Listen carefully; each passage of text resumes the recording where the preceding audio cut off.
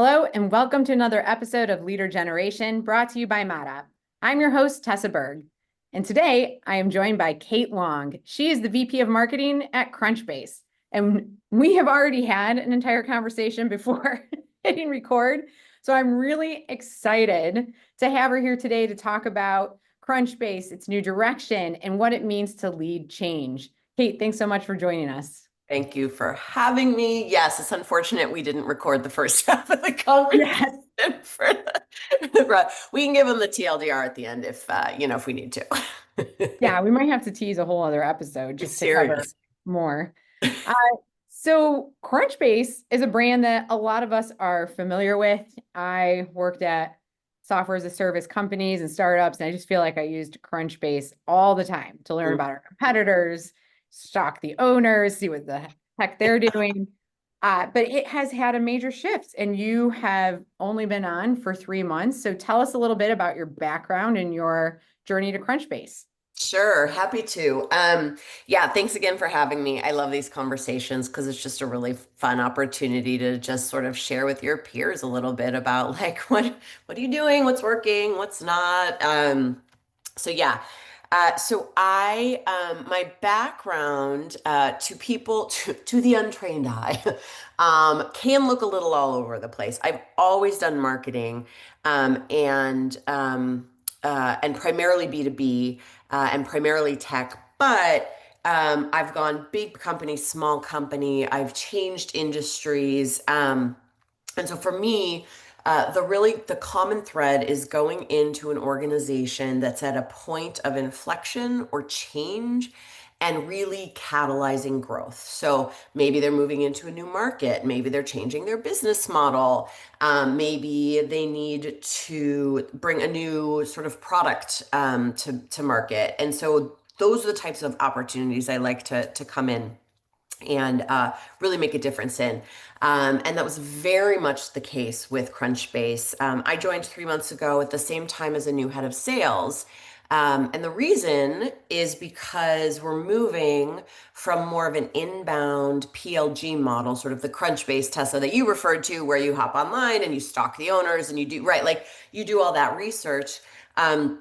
To much more of a sales-led growth outbound motion where we're really working to sell our data, our APIs directly. And the reason we're changing that is because a couple of years ago, I wasn't there, but our very sort of our board and our CEO and all these really smart people at the company sort of took a look at the landscape, took a look at AI and said, holy cow, like if and when AI gets a hold of our data, our historical data, like it can replicate it and distribute it at such pace that like, do we have a leg to stand on anymore? Mhm. And so we took a look at the business and said, what do we have that's really distinct and unique to us? That sort of AI can't get its hands on and that no one else can. So really like what is our sort of defendable position, right? What's our moat?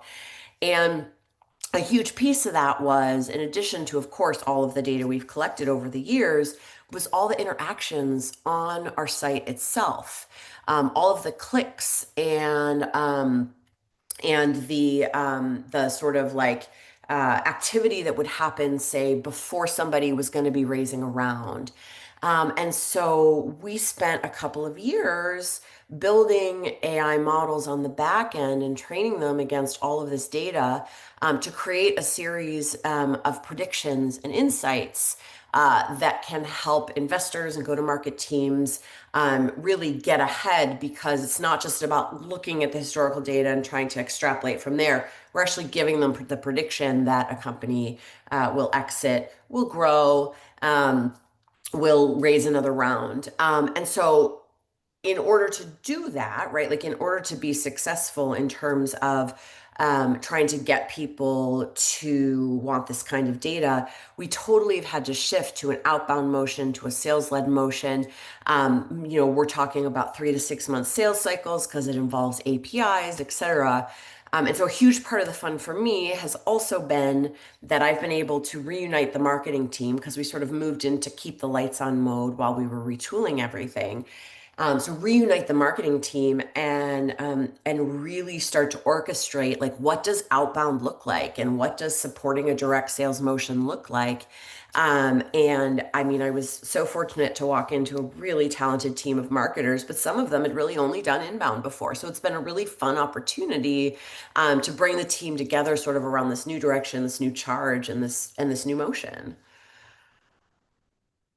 That there's so much in that answer that I think we're going to take a few steps back to unpack because a lot of our audience are other clients of ModUp. So these are other VPs of marketing, directors of marketing who also largely work in B2B, but this applies to B2C as well. Right. There are consumer products who, when they hear what AI can do, also are nervous about what does this mean for my company. But especially if you're in professional services, white collar services, you're wondering, how am I going to survive? How am I going to differentiate? What is my competitor doing?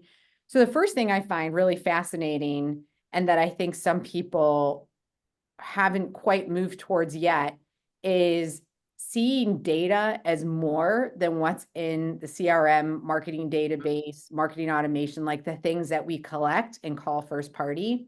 And what Crunchbase did was say, first, what's our strength?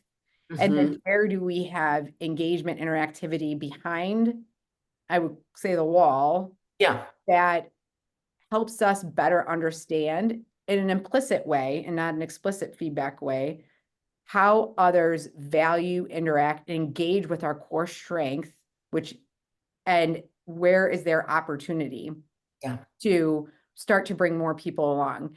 I imagine in that process of discovery, there was probably like a lot of brainstorming, a lot of prototyping. Like, how, what were some, what were some things when you were first coming in that helped you prioritize where to focus? Because I think sometimes data can be explicitly, especially when you're tracking, kind of Yeah. overwhelming. No, it can be completely overwhelming. And I think, as well, you're coming into a company that's like known for one thing and that's been one way for a while. And so even though we're a nimble, agile tech company, right, there are people within the walls of Crunchbase who've like spent their whole careers building this amazing SaaS-based platform, right? Um, so, in terms of where to focus, first, honestly, I will say it was made a bit easier, Tessa, by the fact that this new head of sales joined at the same time because it was sort of she and I co creating things together. And after a couple of weeks of her getting to know her team, me getting to know mine, figuring out, okay, where are we spending our money and where are we focused and all that kind of thing, we sat down and had a conversation. And she was like, you know what I need the most? I need air cover. Like people, when I'm reaching out to people, they don't know that Crunchbase has made this change to this predictive model, to these predictive insights.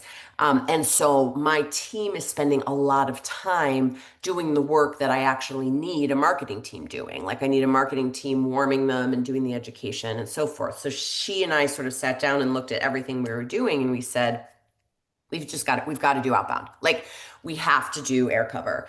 And frankly, because we didn't have a motion before, I feel really fortunate. Like I wasn't upending anything. I was just building Yeah. something, like I was just building something new and trying to help the team deprioritize inbound. So it's not like we don't have the PLG motion. It's not like we have an amazing, base of customers using Crunchbase Pro and Crunchbase Business. But that business is pretty well established. And so that's a business that maybe doesn't need as much care and feeding, watering and feeding. You know what I mean? Yes. Whatever combination. And so it was really a question of sort of sitting down, saying to the team, okay, new direction, new product, new sales leader. Here's what we're doing to support. Here's some education around what it means to support direct sales, what it means to support outbound, and sort of gradually dialing back the self-serve inbound business and reallocating into this new outbound motion. So it's honestly been pretty smooth because it's all sort of just net new. And frankly, the team is just really excited. It's such a good sign. I think that like everybody did such a good job over the last couple of years before I stepped in because the team is like excited and energized. There's nobody within marketing who's like, I don't want to do this. This is the wrong idea. Like everybody's on board. So frankly, I don't know. It's been it's been a pretty easy glide path so far. I think you've really highlighted some important ingredients for leading change that need to be there. And one is a really strong vision that sounds like it was built from the inside out. Like the the CEO said, here's where we're going to move, here's where we're going to go. And clearly, Crunchbase has been brought along to be a part of what that means for the business. And then you also have a team who sounds growth oriented. They have growth mindsets. They're excited to see where they can contribute and lead into this outbound effort. Uh, when we think about being aligned with sales, what are some of the things that the team is doing to increase that air cover? Because there's tons, like the landscape, and you said this before the call, and I thought it was such a great phrase. The traditional playbooks have been blown up. So not only is your team doing outbound now, but everyone is having to sort of relook, rewrite the playbook. So how are you managing that change and empowering them, especially a team that this is new to, as we look at this landscape that is going to forever be changing and shifting? Oh, forever. Um, and I will say coming in because my job before coming to Crunchbase was more B2C. So the last time I'd been in B2B, I was at PitchBook, which is great because it's a like for like industry, but I'd left there in 2022 and so coming into Crunchbase being like, oh, well, this is what we did at PitchBook. I'm like, no, wait, but like none of this is relevant. This is relevant anymore. So it's a little Yeah. crazy, but it's actually I think a big piece of it. So the team for sure already has a growth mindset, but me coming in and being really authentic with the team and sort of being like, guys, this is crazy. We have to learn this together. Like just like I don't come in acting like I have the answers because nobody does right now.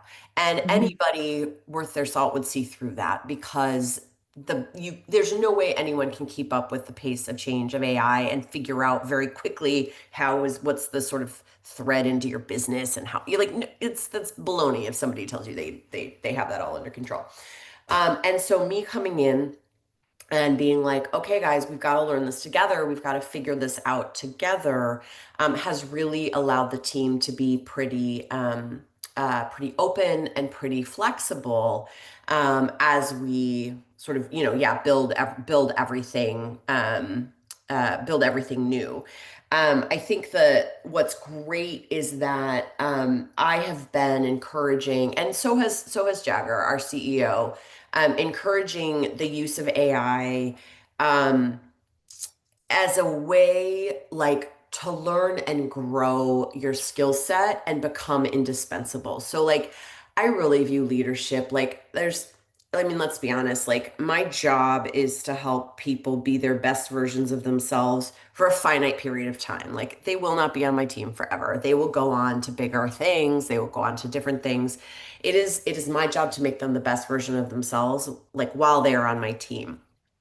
If I am not giving them the opportunity to play around with AI and figure out how to use it as a tool, they will not be successful in their next job, period. And I will have failed, right? Like there is no way you can move into another job and be like, I didn't use AI at all in my last job. Yeah. And be successful. And I think as well with all the different tools at our disposal, like I think marketers need to become much more, I would say, horizontal because you have tools that allow you to build no code websites really quickly, allow you to enrich your data in a way that doesn't require any sort of ability to code, right? Like all these tools have become so user friendly in addition to layering in AI that like I think the next the sort of the next wave of marketer is going to be much more of an AI or much more of a horizontal sort of AI orchestrator, you know what I mean? And so Mhm. I feel like it's my job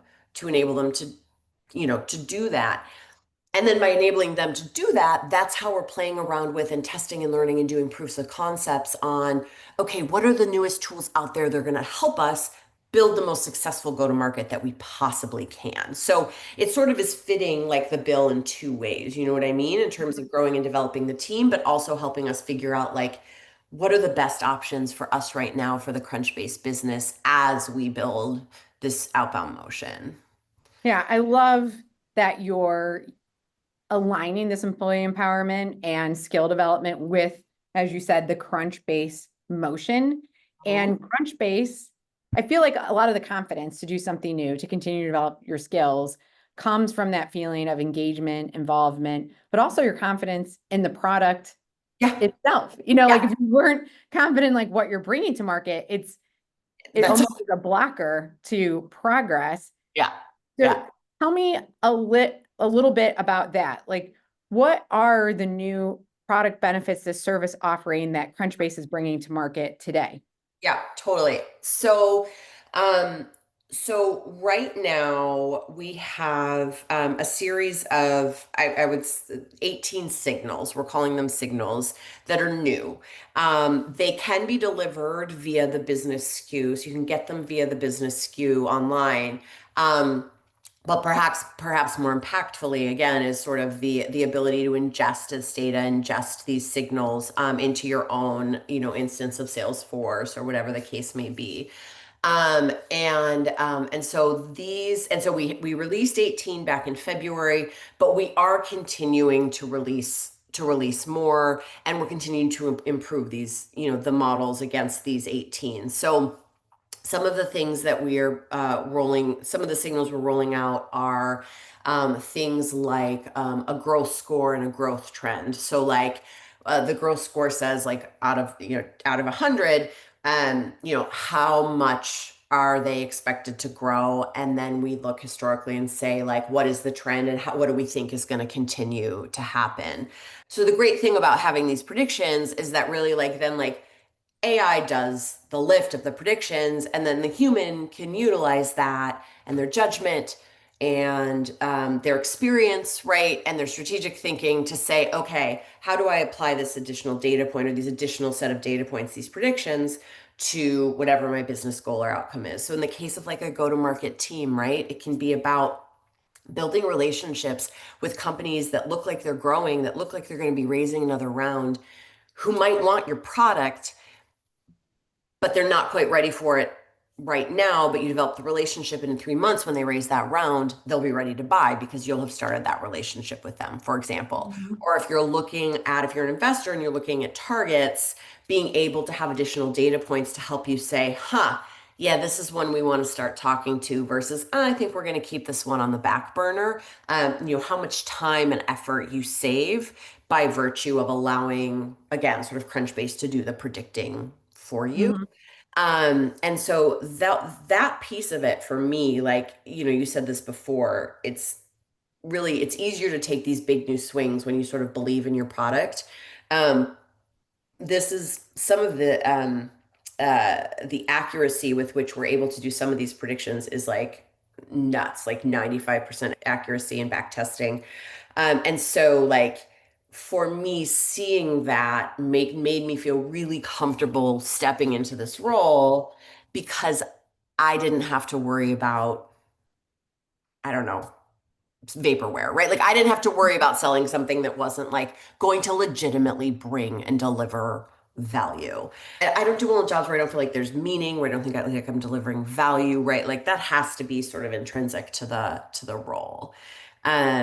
So yeah, so it's really fun now to think about, okay, how do we bring the value of like these predictions, like not just get people to understand what they are, but like share and showcase the value. So one of the things I'm doing, which I'm really excited about, is in the go-to-market space, for example. Like Tessa, we don't have a leg to stand on telling other go-to-market teams, use Crunchbase predictions to be a more effective go-to-market engine if we're not using it ourselves.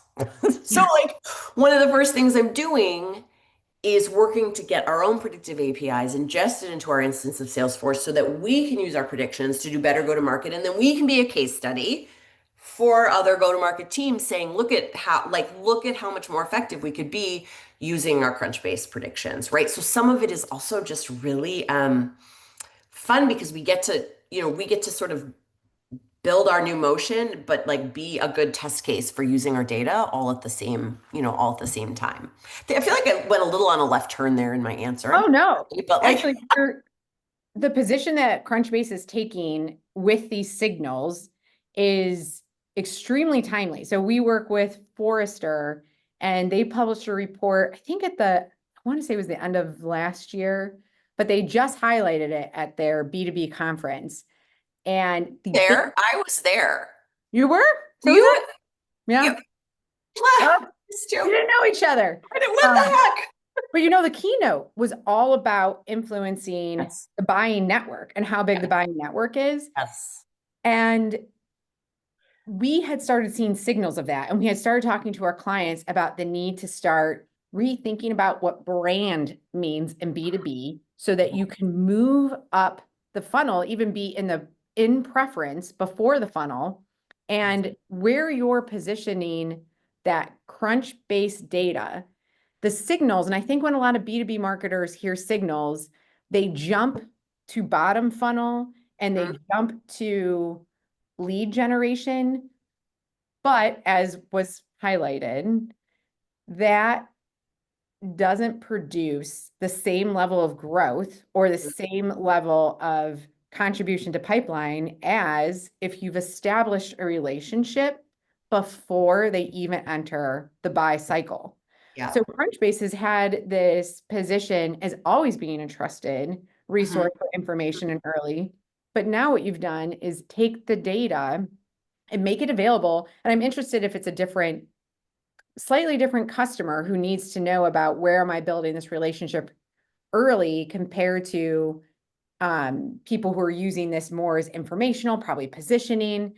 But now you're operationalizing, you're making the Crunchbase data much more actionable and at the right time, at the time when it's going to be more valuable to engage, which is early relationship. Totally. And I think like so for me, the way I've characterized this, and as well when I sort of talk about my history with companies and like being what I call a growth catalyst, like what you just characterized is the difference between like big G growth and little G growth. Like little G growth is bottom funnel hacks. Things that get you sort of short-term conversion wins that maybe look good on a, 1, 3, 6 month basis, but maybe aren't sustainable. Big G growth is exactly that. Big G growth is about getting yourself um, proving the value sort of through all the touch points in the funnel. And you're right. I think that buying group work, I mean, it's like maybe 13 people is in the Yeah. buying network now, according to Forrester, right? So like it's about like proving out your value in an authentic way to the entirety of that network. And I think that's why, as I mentioned before, there's so many people that I've been learning from who are vendors in the space, right? Who are service providers who've been running AI summits and communities for learning that really like serve the purpose of up leveling kind of every go to market team and keeping everybody on trend, but also serve that purpose of surrounding the buying network early, right? So that you're much more positively disposed to them because, we've had some really meaty conversations about, the implementation of AI into our overall sort of go to market, strategy. So, yeah, it's the way we're headed. Maybe it's sort of this reaction to just over the last years, like sort of the like dehumanization and maybe the mechanization of the pipeline. And like now that everybody is like, like everybody's using AI for everything, we just kind of want a human, like just want to be with a human. Like I just want to give you a hug, Like just give you a Yeah. hug. So yeah. No, I love that approach. And especially you cited you know, understanding that these are humans in the loop and it's about authentically influencing them. Yes. And influencing is an up leveling. It's the exchange of mutual value. And that I feel like I'm going to title this episode Big G Growth Big because growth. Yes. the Big. benefit is more, the growth is more. When we Yeah. think about the little g growth, the benefit down to your audience is less. It like, when you're able to deliver a really high value product, plus upskilling your career, plus a relationship that they may be able to take with them wherever they go, that's big G growth for your audience Yeah. as well. Yeah. Uh, and so I love that approach. We're gonna have a big G growth. Good. I I love know. that. Well, yeah, and think about the way you handle think about the way you have like relationships and friendships, right? Like friendships are a mutual exchange of value. Hey, I have this problem. Oh, what do you think about that? Oh, hey, let's go out to dinner. I've got you this time. Right? It's and that's sort of the way humans are intrinsically wired. Like, why shouldn't, especially in a post-COVID world where everybody's like, and everybody, like the whole human comes to work now, right? Like, why can't you have that kind of relationship in business as well? Like, there's no reason not to. Like, y'all can see that over here, I've got like my Peloton with my that I don't use with my yoga mat drying on it. At least I use my yoga mat, right? Like, that's like we all see all of this about each other now. So there's no reason why we shouldn't be connecting on a more human level in business, you know? Mhm. No, I completely agree. We only have a few more minutes, and I feel like this conversation going forever. But I want to know before we exit, like, what is next for Crunchbase on your AI roadmap, your AI journey, and as you're bringing this value in a very human way? Oh my gosh. So, I mean, I think the thing that I am really excited about, like I mentioned before, was bringing the Crunchbase API into our own instance of Salesforce and being able to enrich the people that we have and the people that we talk to with um, with this predictive data so that we can be more targeted, almost do I also think probably lead scoring is a bit antiquated too, but I'll use the phrase like lead scoring. We don't do lead scoring right against folks to really do different plays based on what we're anticipating is going to happen next. And so I think for me, that's what's really, really exciting. We've got a couple of other pieces of our tech stack that have been sitting a bit in silos. So we're doing some work to stitch our tech stack together first, I would say, and make sure that we're fully utilizing the AI components like of our tech stack. Mhm. And then I think we're going to start to layer in a little bit more here and there. But I want to make sure we're getting sort of full value and utilization out of what we've got before we go too crazy. But I mean, for me, really, it's about eating our own dog food and it's about using our own API to just be a really, really, really strong go-to-market team with a really good and targeted go-to-market motion. Yeah, and I will second that approach has really worked for us as well. We AI looked like it was going to threaten the existence of marketing and creative and writing.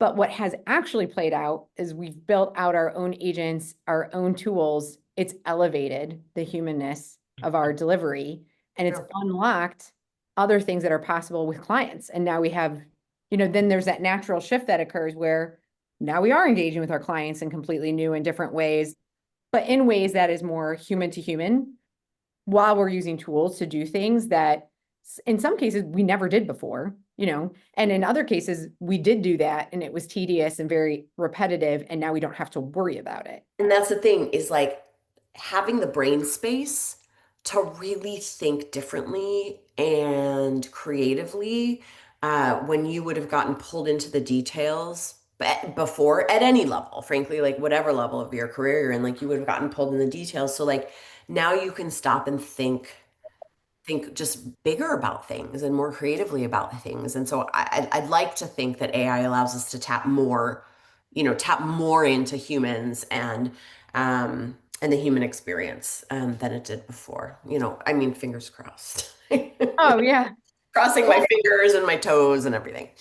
Yeah, I think you are seeing the evidence that that is the path that we're heading. We have seen it. And for marketers who are listening to this episode who have not begun exploring what signals are critically important to getting into your target audience's preference set early, Crunchbase is going to be an amazing tool. And it is a great starting point to start that higher value exchange. And value is really moving from just the conversion rate on your product to, like you said, friendship. Like, what is that mutual benefit? And with high value, high benefit, we get higher G. I'm going to use this phrase like all the Higher time. G. Big G, higher Big G. G growth.